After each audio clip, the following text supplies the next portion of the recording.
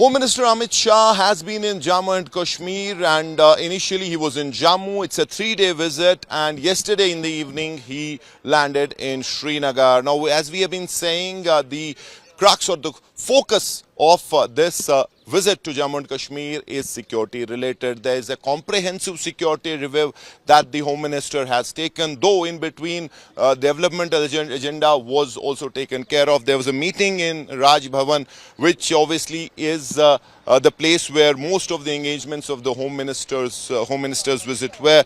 And in the developmental review meeting, all the top officials of the civil admin were present. Umar Abdullah, the Chief Minister of the UT, was also there. Then you also had the Lieutenant Governor, and a thorough review of all the developmental works was taken. Some are on the near completion, other development works are happening. So all that review was taken. But again, the focus obviously is a comprehensive security review, and then the all-important Unified High Command meeting took place.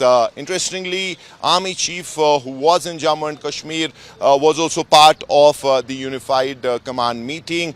So were top officers of all the belt forces, intelligences, and the security scenario was discussed threadbare. Important instructions were passed by the Home Minister on the spot, and in the coming days we'll see the decisions that have been taken being implemented on the ground. Obviously, there are some pressing security-related issues right now.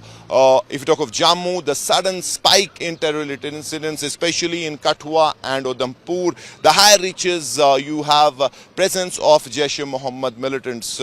Last 15 days, there has been a non-stop search and combing destroy operation on those heights, but so far, there has not been a lot of success that the security forces have tasted. So that is something that has been discussed.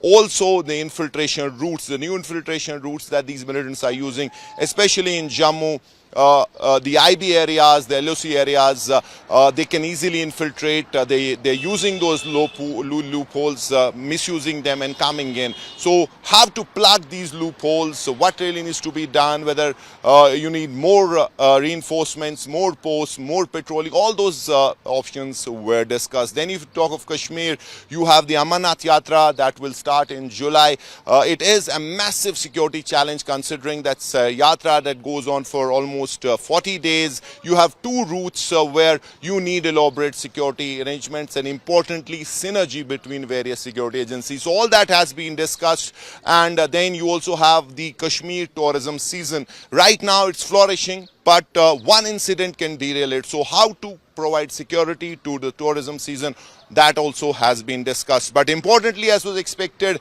UT Chief Minister Umar Abdullah has been kept away from the security review while he was part of the meeting that took stock of the developmental issues. But as far as security is concerned, a clear message from the BJP government that it is firmly in the domain of the central government, and they will take decision. The UT government, obviously, they are mandated with other works, but they have absolutely no say as far as security related issues are concerned. So that is another important message that has gone to the National Conference government. But overall, if you talk of this is very significant because you have a summer full of challenges for the security agencies, and that is why these meetings, this security review was pivotal, and now we'll have to wait and see the kind of decisions that have been taken. Obviously, we'll see them being implemented across Jammu and Kashmir, especially in Jammu, LOC-IB in the coming days. The campus in Tariq Nonmir Farid, Srinagar for India Today.